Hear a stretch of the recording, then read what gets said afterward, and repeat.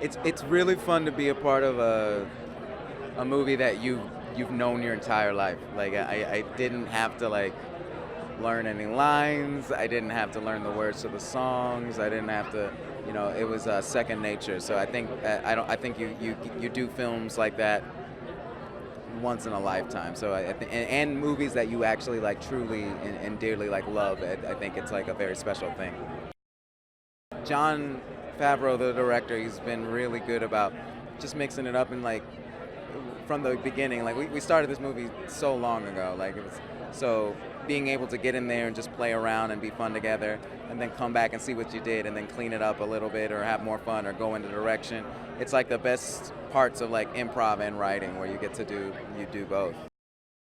It's amazing. I grew up loving this film, and it's amazing that Disney is willing to have me be a part of their projects in any way, shape, or form. I take that as a real badge of honor.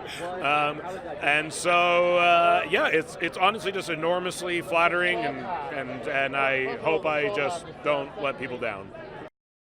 I saw it in a theater, and it was really mind-blowing, and I think people... it's something that was like hard. I think people don't know aren't really quite ready for how visually incredible it is, and I think the marketing has been kind of alluding to it, but really getting to sit in it for a long time is a wonderful experience.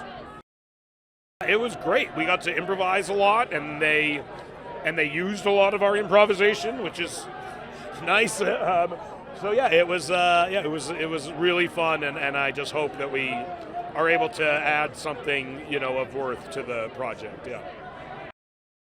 I am really excited, actually. It's really, I'm really thrilled. It's such an extraordinary event, and what an amazing project to be part of. Just such an iconic project. So, I've been very excited about it for a while, and so I'm happy it's finally here, and we get a chance to really take a look at it. Well, I mean, Scar is this incredibly iconic role, and so and a role that I've always loved. And I always think of myself as being slightly younger than I actually was when I saw the original Lion King. I think of myself as being 5. I was 17, so there's a little bit of a difference there, but maybe it made me feel like I was 5, and that's the thing. And so I was, and Scar especially, all of those sort of emotions and dastardly deeds, and so it was great to play, fun to play. I think this is something that you really want to see as in as big a screen as you possibly can, with as many sort of friends and family as you can gathered together. And just really go on the kind of the ride of it. I really think it's just a very special thing. Oh, it is very exciting. I've got my children and my husband with me, and my daughter has a picture of us when we went to the first opening of the animated film. Then we went to the opening of the New York play, then at the Pantages, and now we're all here. So there's a chronicle of them growing up, coming to Lion King. It's a classic story, so it's become a family story for everybody's family. We enjoyed it, we laughed, we sang, we learned about the circle of life. It gave us language to do that. And so it's something that you share, and it is a true story in that it presents universal truths, and so that never wears out. It's like any other classic. It's a long time coming. We've been working on it for a couple of years. It's a thrill. It's a huge movie. I grew up with the movie. I love musicals. I have a great part. Seth and I recorded everything we did together, Donald as well, and I'm just so excited. I haven't seen it. This is my first time seeing the finished product. It's a thrill and an honor, and a little nerve-wracking at times. It's all of that stuff, and I love the original. I have worshipped Nathan Lane since I was a kid. He was the original Timon. I'm friends with Nathan, and he gave me his blessing to do this. I asked for it. And it's so exciting, and the fact that I was able to record with Seth and really establish our own rhythm and make the characters our own, or at least try to, while nodding to certain things people loved about the original. That was our goal. The music is incredible. It's one of my favorite parts of the movie, and I grew up loving musicals and loving Broadway shows, and I actually started out singing when I was a kid. That's the first thing that got me on stage, and I get to sing in this, and no one's ever really heard me sing, and that's really exciting for me. Come on, it's Lion King. I got to play a hyena. What more can you ask for? Pennies from heaven.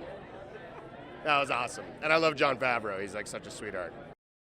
They're incredibly talented performers, and they have a wide range of talents.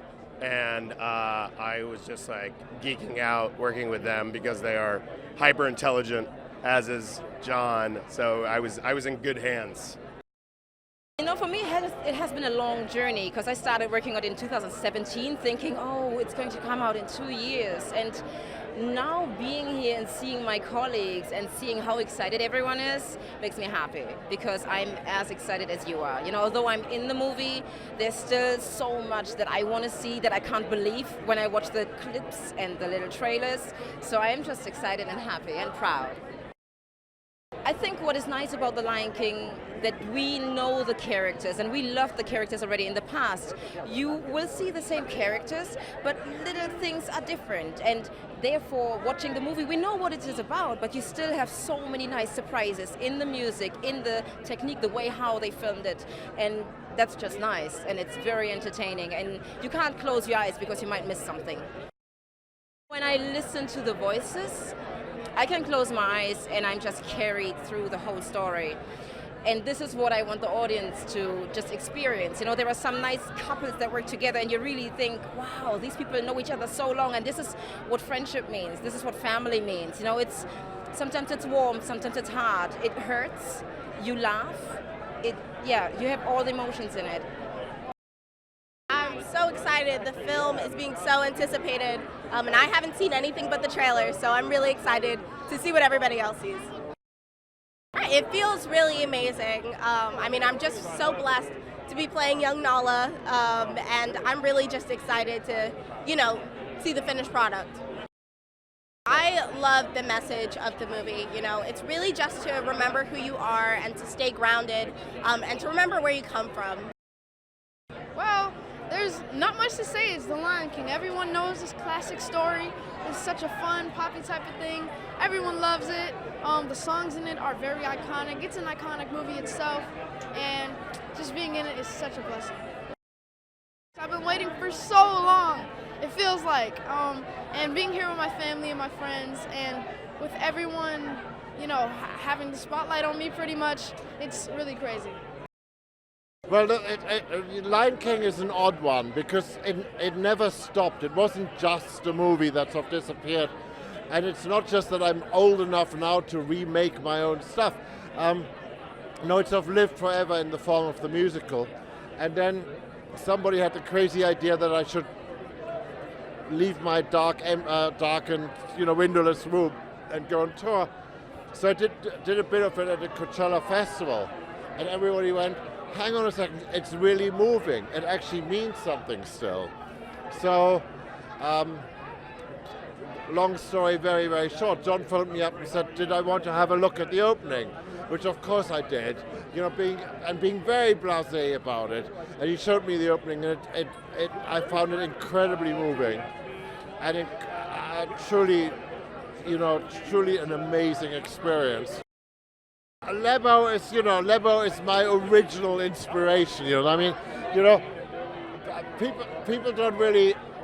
Now it seems normal, but back then, when we did the original one, when I was saying to them, what I would love to do is to start with a completely African voice. You don't understand what it's saying in the black, and everybody went, that's interesting, but it hadn't been done before, so that was great.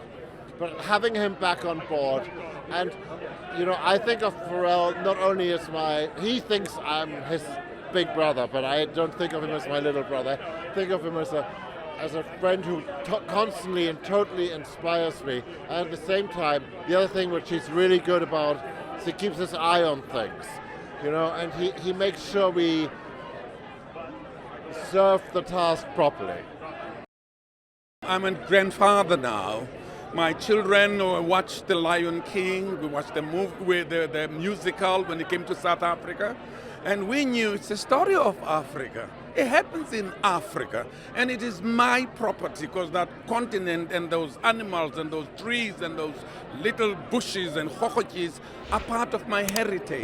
So to tell the story again of the Lion King, of Simba, of Mufasa, and to play this mischievous, naughty old man, a wise sage who is cracking and joking but keeping order and making sure that the legacy of the pride of King Mufasa continues. He has a huge responsibility.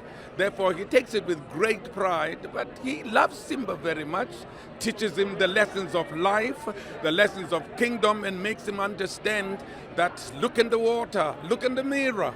That's who you are, your whole family. There's a saying in our language that walk as if you got 3,000 ancestors walking behind you all the time, so lift your head high. Yes, indeed, because what do you see mostly? You're in a little cubicle and you hear voices and then you work with theater of the mind.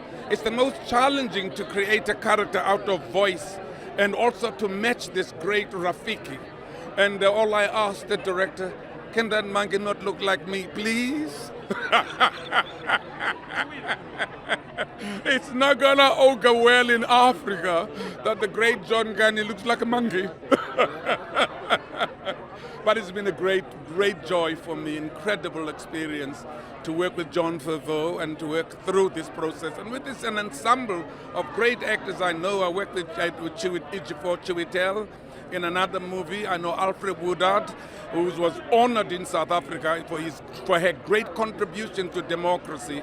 I know James L. Jones. So I knew who the people I'm dealing with. It was fascinating just to deal with Nala, Beyonce, which my daughter says, if you don't come with a picture of Beyonce, I'm not talking to you till I get married. And I'm keeping that because until she gets married, then I'll tell about Beyonce. And the young man, Donald Glover, is a fantastic musician and a great actor. So it's been an incredible opportunity for all of us to tell this story. Well, this is the first time I'm involved with a film that the first screening that I'm seeing with an audience is at the premiere. Usually you see it prior, but because it was The Lion King and because we felt very positive about the story, and there were so many visual effects in it, it really took the whole 3 years to get this film finished. So I'm sort of realizing as I'm coming here that this is the first time I see it with an audience. So that's a bit overwhelming. And then also, it's been such a long journey from pencil drawings to early animation to rendering to, all of the things that add up to making it look the way it does. It's a very long process, so it feels like it's the end of a journey for me. It's great to show it to the people who collaborated on it, especially the voice talent, because they come in very early. They come in again, they see it doesn't look so real. So they're very, it takes a lot of creative optimism for them to be able to envision what it might look like, because I try to explain to them what it'll look like at the end of the process. So it's a big leap of faith. But it's so fun to see them who brought so much inspiration to the roles, a lot of improvisation, of course the singing and the music, and all of these wonderful performers contributed to it, and then we try to honor that with the visuals. And so it all comes together tonight. Well, we wanted to stay true to what was in the old film, the '94 classic. And of course, we had Hans Zimmer and Lebo M and Elton John, Tim Rice, and Pharrell. So they all came together to try to do something that honored the original, but updating it for this version. And then, of course, you have some new songs. You have Beyonce has a new song in it called Spirit, and Elton John and Tim Rice and Lebo M made a song in the end credits. And then there's some other songs in the credit roll. So we wanted to make sure we honored what everybody expected, and then also add something new. I think it's really fun for people who know the old production to see where we stuck to it and where we deviated. And of course, it's always great for a new generation to see the movie in a new way because it keeps the story alive. The stage play has kept it alive for decades. Of course, since '94, people have still been watching the animated production. Those still hold up incredibly well. And here's a way to do another interpretation. So I hope it's a way to share this great story to more people. I cannot wait to see this movie because nobody's seen anything. I mean, that's not true. We've all seen trailers, but we've seen as much as you've seen. None of us, we're not privileged in any way, shape, or form. They've kept this away from everybody. I am like champing at the bit. My feeling is that what's going to be really exciting is not only us experiencing, I don't even know how to describe the nostalgia of it because it's so new and the way it's being done is so innovative and different. But it's exactly the same story. And I think it's actually going to be something that people are going to look forward to seeing what the spin is. I don't even know how to describe the spin. The second most exciting thing is watching children who don't know what this is experience it for the first time. That's one of the things I'm really looking forward to tonight is seeing kids go, what? That warthog's talking. I can't wait for kids to see Timon and Pumbaa. I really can. It's going to be unbelievable. Yeah. Because we're going to have a whole new generation of people singing Hakuna Matata and Can You Feel the Love Tonight. It's gonna be unbelievable. And as I've been told that Beyonce has a song that's going to be in the film, and that maybe that'll be the new Lion King anthem. It's exciting. I think it's crucial to now that we're remaking some of these films to see them in the movie theater, to see them at the cinema, because especially something that takes place in the Serengeti, I'm going to want to feel the expanse of it. I'm going to want to see it from here to here, and I hope, and that's another thing I hope children will appreciate. Like, oh, this is why we go to the movies, is to see something, to see it in its original splendor, and to be able to see all of it. Yeah, I mean.